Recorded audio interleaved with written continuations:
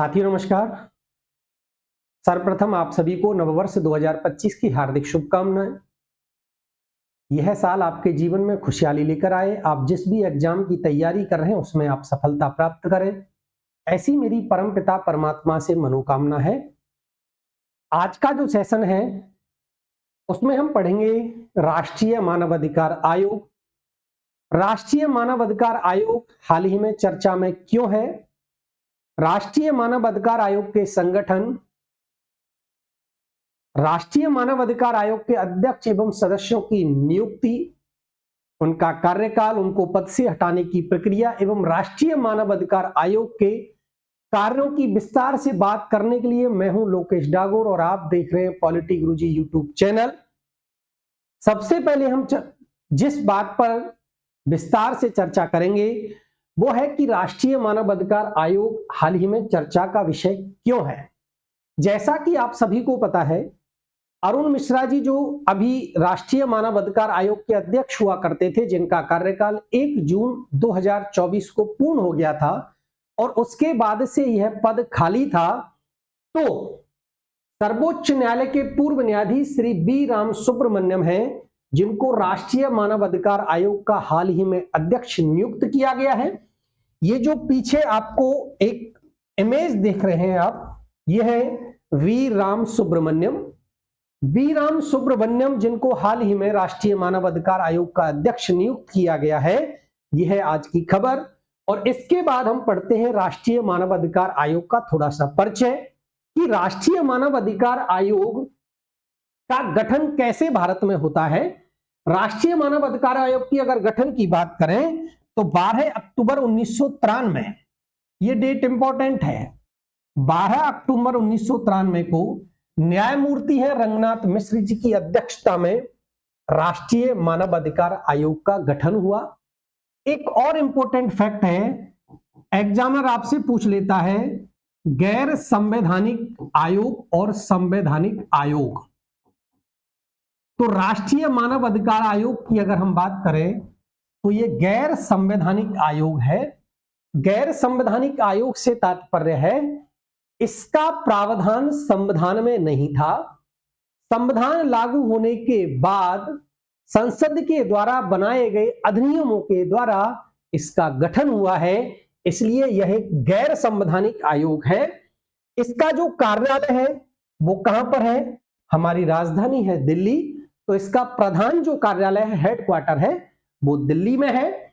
बात करें, यह भी एक इंपॉर्टेंट फैक्ट बनता है मानवाधिकार आयोग से कि यह गैर संवैधानिक निकाय है, क्योंकि इसका गठन संसद द्वारा पारित एक अधिनियम के द्वारा होगा।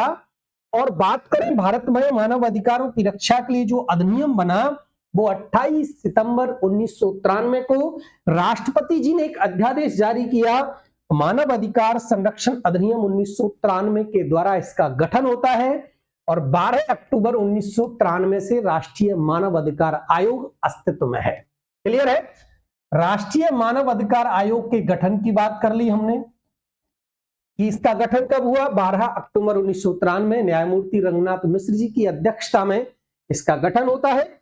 इससे पहले 28 सितंबर 1993 को संसद एक अधिनियम पारित करेगी, मानव अधिकार संरक्षण अधिनियम 1993, और इसी के आधार पर राष्ट्रीय मानवाधिकार आयोग का गठन होता है भारत में।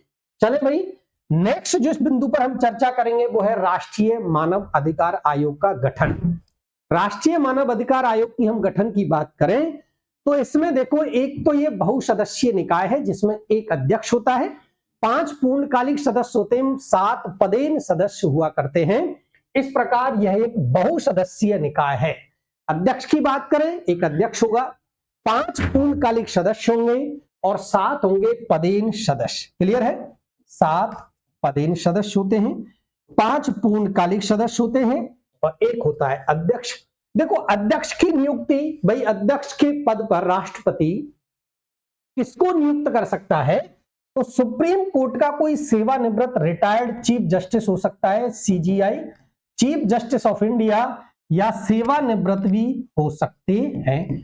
कोई सेवानिवृत्त जज हो सकते हैं या आपके चीफ जज हो सकते हैं, कौन, अध्यक्ष। बात करें सदस्यों की तो देखो इसमें सदस्य होते हैं 5 सदस्य होते हैं। 5 सदस्यों में एक सदस्य आपका सुप्रीम कोर्ट का कोई कार्यरत जज हो सकता है या रिटायर्ड जज भी हो सकता है। क्लियर है?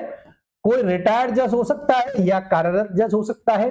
दूसरा जो सदस्य होगा वो हाई कोर्ट का, किसी भी हाई कोर्ट का कार्यरत न्यायाधीश या सेवानिवृत्त न्यायाधीश।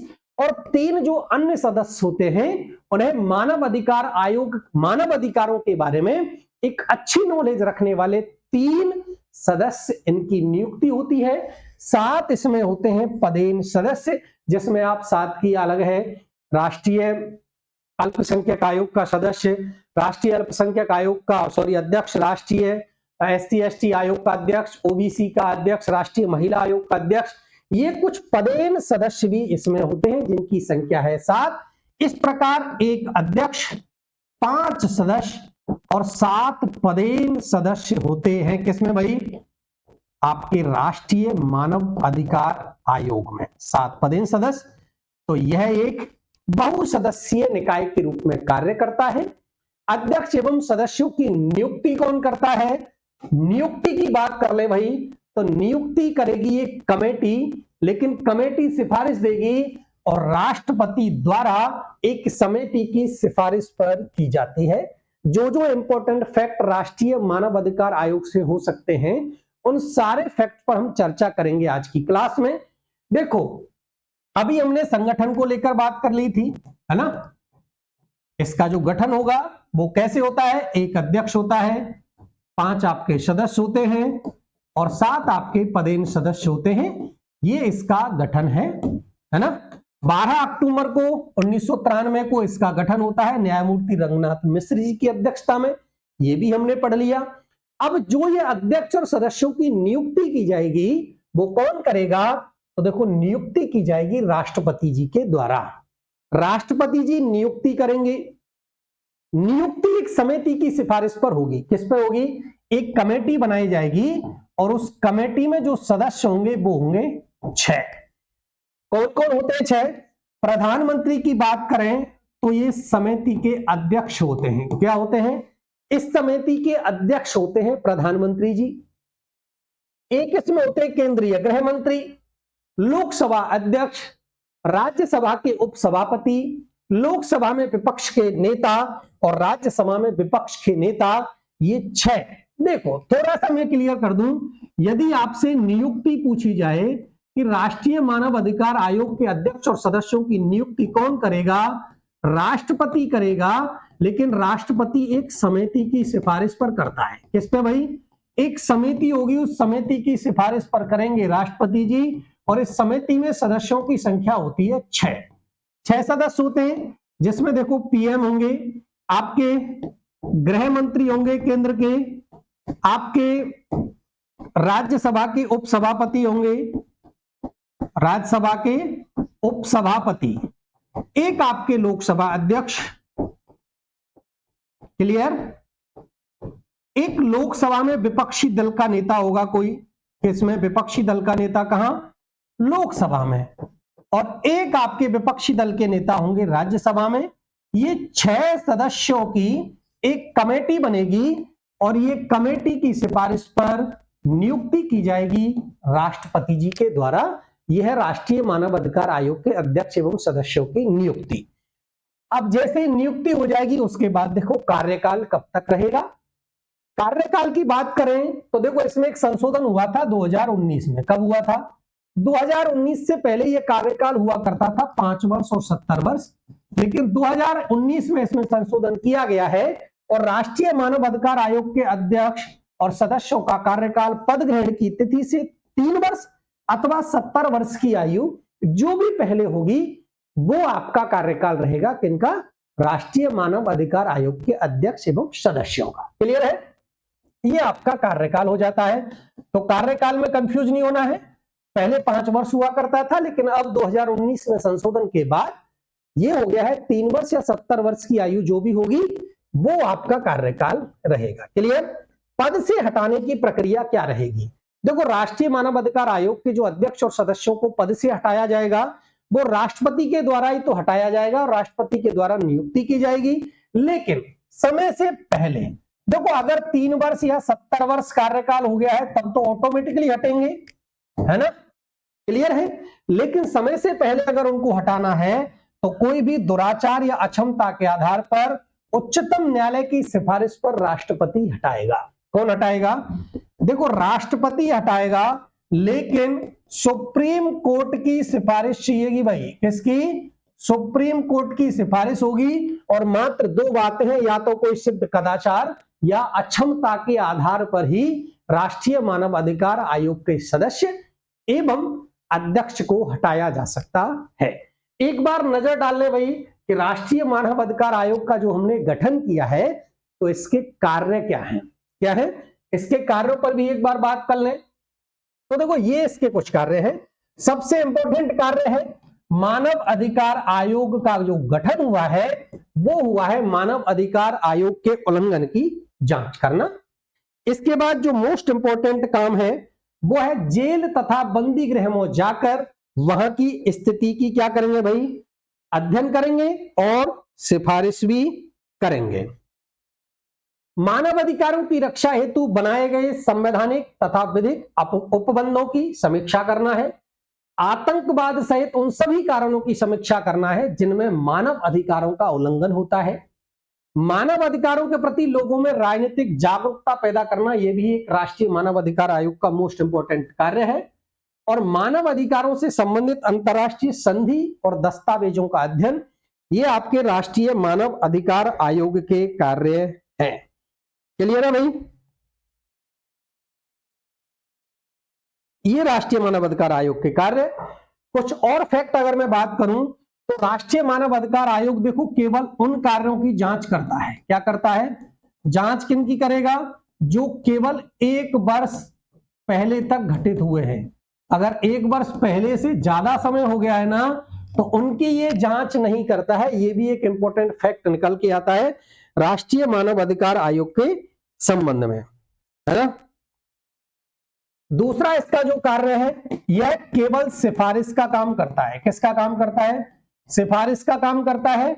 दंड संबंधी कार्य इसका नहीं होता है। क्लियर है?